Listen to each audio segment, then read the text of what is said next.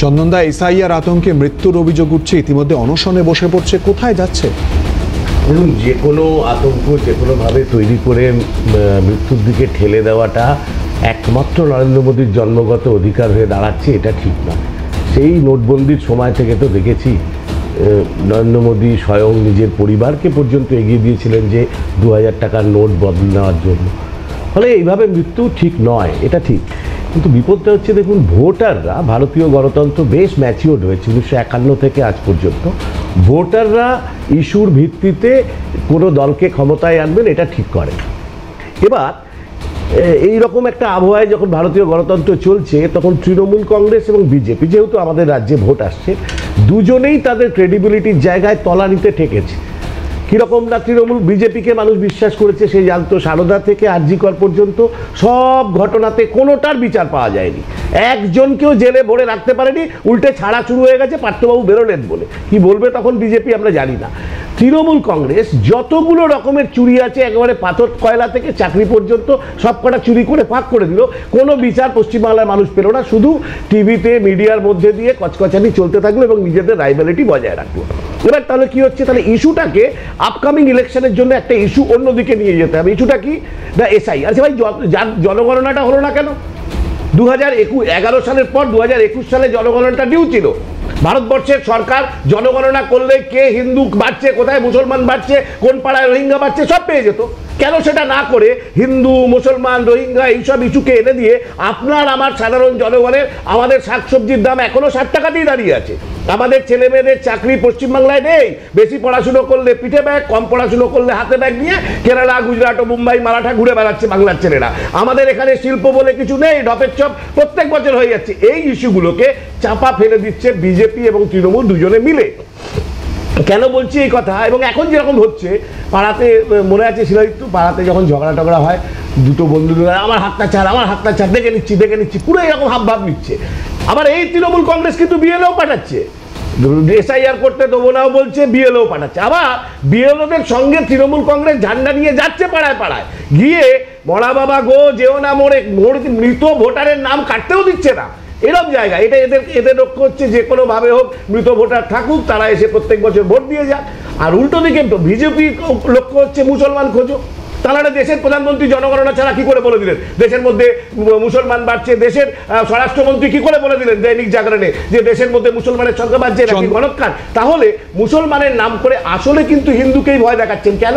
বাংলাদেশ থেকে ধর্মীয় উৎপীড়নের কারণে। সত্যিই তো যারা ছিন্নমূল হয়ে এসছেন তারা তো বেশিরভাগ সংখ্যায় হিন্দু, তাদেরকে তো ডিক্লারেশনটা দিতে হবে, যে সিএ ডিক্লারেশন, যেটা নিয়ে এত কথা হচ্ছে। চন্দনদা, একটুখানি আটকাতেই হচ্ছে আপনার কাছে। খুব গুরুত্বপূর্ণ ইস্যু তুলে ধরেছেন। আমি জানি না আপনার রাজনৈতিক সহকর্মীরা যারা এই মুহূর্তে বসে রয়েছে, কেন যে সিপিএম এর রেজিমে বোগাস ভোট, এই শব্দবন্ধের প্রসঙ্গ তারা নিয়ে এলেন না আমি জানি না, চেষ্টা করব শোনার বা বোঝার। 2014 সালের পরে যারা এসছেন তাদের জন্য আমরা চিন্তাভাবনা করছি। তাদের আপাতত আমাদের কেন্দ্র সরকার যে নিয়ম করেছে, যে রুলের ফরেনার্স অ্যাক্টে যে পরিবর্তন এসেছে, সেই পরিবর্তনের উপরে ভিত্তি করে তারা ভারতবর্ষে নিশ্চিন্তে থাকতে পারে। এবার ভারতবর্ষে যখন থাকার অধিকার নরেন্দ্র মোদীর সরকার তাদেরকে দিয়েছে, তখন নিশ্চয়ই তারা বছরের পর বছর বিনা নাগরিক হয়ে পড়ে থাকবেন, এটা হতে পারে না। নাগরিকত্ব পাওয়ার অনেকগুলো উপায় আছে, সিএ 14 অবধি আছে। এছাড়াও নাগরিকত্ব পাওয়ার জন্য ন্যাচারালাইজেশন পদ্ধতি আছে, যার মধ্য দিয়ে 12 বছর থাকার পর আপনি ভারতবর্ষে 12 বছর থাকা সম্পন্ন হয়ে গেলে আপনি নাগরিকত্বের জন্য আবেদন করতে পারেন। এই এসআইআর বা এই ধরনের ভেদাভেদের জিনিসকে কেন্দ্র করে যে কাণ্ডটা বিজেপি করেছে, যে মানুষকে বলছে আমরা হিন্দু হিন্দু হিন্দু হিন্দু হিন্দু, আবার যখন আসাম থেকে এখতিয়ার বহির্ভূত নোটিশ আসছে এনআরসি, সেটা রাজবংশীর কাছে আসছে, তারাও হিন্দু। আবার অন্য রাজ্যে বাংলা বললে হ্যারাস্ট হচ্ছে মতুয়ারা, তারাও হিন্দু। ফলে আমরা বারবার বলছি যে বিজেপি যে রাজনৈতিক উদ্দেশ্যে এই এসআইআরকে নির্বাচন কমিশনের কাঁধে বন্দুক রেখে ভোটের আগে তড়িঘড়ি, হঠকারী, অদূরদর্শী, অসময়োচিত ভাবে যেটা করতে চলেছে, তাতে বহু হিন্দু তারা পর্যন্ত উদ্বেগে পড়ে যাচ্ছেন। ফলে মতুয়া সম্প্রদায় তারা বিপদটা বুঝতে পারছেন বলেই তারাও এতে প্রতিবাদে সরব হয়েছেন। এসআইআর প্রসঙ্গ নিয়ে আলোচনা হচ্ছে, যেমন মতুয়া সম্প্রদায়ের কথা উঠে এসেছিল, রাজনৈতিক বক্তব্য নানান ক্ষেত্রে উঠে আসছে। প্রত্যেকেরই একটা লাইনে অন্তত বক্তব্যের সবাই মিলে থাকছে না, অর্থাৎ একজন বৈধ ভোটারেরও যদি নাম বাদ যায় তাহলে তারা রাজনৈতিকভাবে যে রাস্তায় নামবেন বা নামছেন সেই প্রসঙ্গ দেখা যাচ্ছে। কিন্তু ছিটমহলের বাসিন্দারা তারা কি বলছেন দেখুন।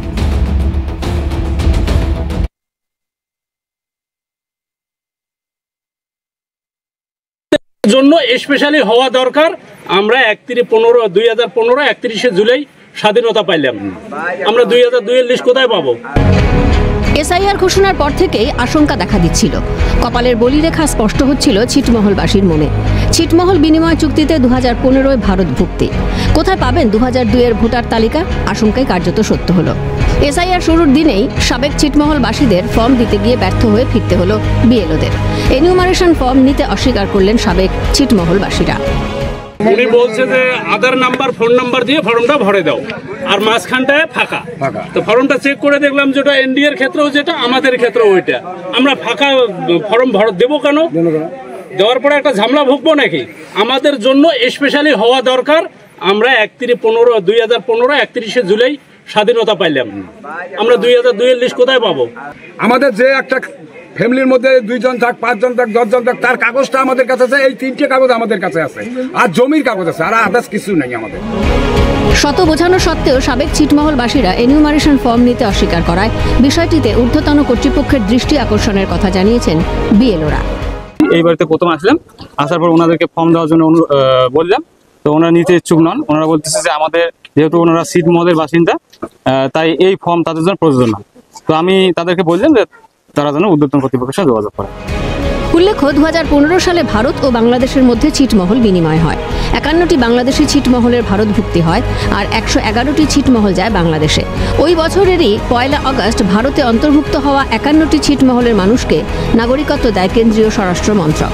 কিন্তু 2015 নাগরিকত্ব পাওয়া সাবেক ছিটমহল বাসিন্দাদের 2002 তালিকায় নাম উঠবে কিভাবে? ফের কি আবার কার্যত নাগরিকত্ব হারানোর অপেক্ষা? সরকারিভাবে ভারত ভুক্তির পরও আশঙ্কা থাকছে ছিটমহলের মানুষের মনে। শশীকেশ রায়ের রিপোর্ট, ক্যালকাটা নিউজ। আসবো আলোচনায়, প্রত্যেকের কাছে সংক্ষেপে উত্তর নেওয়ার চেষ্টা করবো। সুভাষিস দা, প্রথমে আপনার কাছে আসবো। এই যে বাস্তব সমস্যা, এই সমস্যা কি নজর এড়িয়ে যাচ্ছে নাকি নজর দেয়া হচ্ছে না? না, এটার একটা আমি যতটা আমার ছিটমহল সম্বন্ধে আমি এই জিনিসটা থেকে জানি, সেটা হচ্ছে এটা একটা সাব ক্লসের মধ্যে পড়বে, যেই সাব ক্লসে যে টেরিটোরিয়াল অকুপেন্সির আন্ডারে পড়বে এটা, এবং এটা প্রথমে এমইএ থেকে ক্লিয়ারেন্স দেবে। এমইএ থেকে যেই মুহূর্তে ক্লিয়ারেন্স দেবে, এমএইচে বাধ্য তাদেরকে সিটিজেনশিপটাকে অফার দিতে। একটু আটকাচ্ছি, মার্জনা করবেন। হবে, করবে, মানুষ আতঙ্কেই রয়েছে। আমি দুটো এটাই তো দূর করতে হবে। এই কথাটাতেই আমি আসতে চাইছিলাম। দুটো সেন্ট্রাল গভর্নমেন্টের প্রচণ্ড বড় ভুল হচ্ছে এই ক্ষেত্রে, যে ক্ষেত্রে রাজনীতিকরণ করাটা খুব ইজি হয়ে পড়ছে। তার কারণটা হচ্ছে যে আমাদের ভারতবর্ষ, কেন বাংলাতেই আসুন না, প্রতিটা 100 কিলোমিটার গাড়ি চালালে 2-3 রকমের ভাষা, 2-3 রকমের মানুষের সংস্কৃতি। প্রতিটা মানুষকে রিজিওনাল ভাষায় এসআইআর বোঝানো, এসআইআর কিভাবে হবে সেই প্রসেসটা বোঝানোর দায়িত্ব, সেটা কিন্তু গভর্নমেন্টাল ডিউটি। সেই জিনিসটা একটু হচ্ছে না। এক্স্যাক্টলি সেখানেই প্রশ্ন দায় কার? অঙ্কন না, এই কথাটা বলেনি, তারপর আমার বিরুদ্ধে অনেক এখানে সিপিএম এবং তৃণমূলের প্রতিনিধিরা বললেন, সেই উত্তরগুলো আমাকে দিতে হবে। প্রথম কথা, যে ডকুমেন্টসগুলোর কথা বলা আছে সেখানে পরিষ্কার করে বলা রয়েছে যে ডকুমেন্টস যেগুলো লাগবে সেগুলো ইনক্লুসিভ এবং এক্সস্টিভ নয়। এবং এইখানেই ছিটমহলের মানুষের কাছে 2016-তে গিয়ে মুখ্যমন্ত্রী প্রতিশ্রুতি দিয়েছিলেন, দিনহাটার মানুষ আমাকে ভোট দাও, আমরা কিন্তু দিনহাটার সমস্ত মানুষকে জমির পাট্টার ব্যবস্থা করে দেব। পাট্টার যদি আপনার কাছে কাগজ থাকে, জমির যদি দলিল থাকে, তাহলে আপনার তো কোনো ত্রুটির জায়গা নেই। আপনি তো তার মাধ্যমে তো নিজে এসআইআর এর নামটা আপনার ক্লিয়ার হয়ে যাবে যে নথিটার দরকার রয়েছে। তার মানে রাজ্য সরকার কি এখনো তাদেরকে নথি দেয়নি, নথি তাদেরকে প্রোভাইড করেনি? এইবার আসুন এখানকার কথা। একটু আগে বলা হলো না যে কোথাকার ব্রাজিলের নাগরিক, কিসের নাগরিক। আমরা তো ব্রাজিল, আর্জেন্টিনা ফুটবলে দেখেছি, এখানে দেখতে পাইনি। কিন্তু আমরা 3 জন আফগান নাগরিককে দেখেছি ভবানীপুরের ভোটার হয়েছে। তাহলে কি মমতা বন্দ্যোপাধ্যায় বাঙালি ছেড়ে এখন আফগানিস্তানের নাগরিকের ভোটে যেতেন? এটা হলো হলো প্রশ্ন। আচ্ছা 59 লাখ যখন নাম 2002-এর ড্রাফট লিস্টে বাতিল হয়েছিল, তখন তো কই এসআইআর নিয়ে অনিল বিশ্বাস থেকে শুরু করে বুদ্ধদেব ভট্টাচার্য কারুর আপত্তি হয়নি, তখন তো তারা সহযোগিতা করেছিল, সেই সময় তো সহযোগিতার বাতাবরণ ছিল। একটু আগে এখানে তৃণমূলের প্রতিনিধি বললেন যে প্রদীপ কর থেকে শুরু হলো। আচ্ছা এই প্রদীপ করের মতো কোনো আতঙ্কে মৃত্যুর ঘটনা তামিলনাড়ুতে তো হচ্ছে না, অবিজেপির সরকার, কেরলে তো হচ্ছে না, অবিজেপির সরকার, সেখানে তো এসআইআর হচ্ছে। আচ্ছা উত্তরপ্রদেশ, আপনাদের অভিযোগ থাকে উত্তরপ্রদেশে একটা সংখ্যালঘুদের উপর অত্যাচারের বাতাবরণ, কোনো সংখ্যালঘুকে তো উত্তরপ্রদেশে আত্মহত্যা করতে হয়নি, যে পরিমাণ সংখ্যালঘুকে আতঙ্কে পশ্চিমবঙ্গে আত্মহত্যা করতে হয়েছে। এবার এখানেই আসছি, আফগানিস্তানের নাগরিক যারা অবৈধ ভোটার, যাদের কলকাতা পুলিশ বলছে অবৈধভাবে ভোটার এবং অবৈধভাবে জাল নথি বানিয়েছে, তাদেরকে ডিপোর্ট করা হবে না তো কি জামাই আদর করা হবে? সাদরাডির মতো বাংলাদেশি জঙ্গি, তাকে ডিপোর্ট করা হবে না তো কি তাদেরকে জামাই আদর করা হবে? হ্যাঁ, তৃণমূল কংগ্রেসের মনে হতেই পারে যে বাংলাদেশি জঙ্গি, আফগানিস্তানি জঙ্গি, এদেরকে তারা ঘরে জামাই আদর করবে, কিন্তু ভারতবর্ষের বুকে কোন অবৈধ অনুপ্রবেশকারীকে আমরা জামাই আদর করতে দেব না। কেন এই অভিযোগ অঙ্কন তুলছে আমি বোঝার চেষ্টা করবো।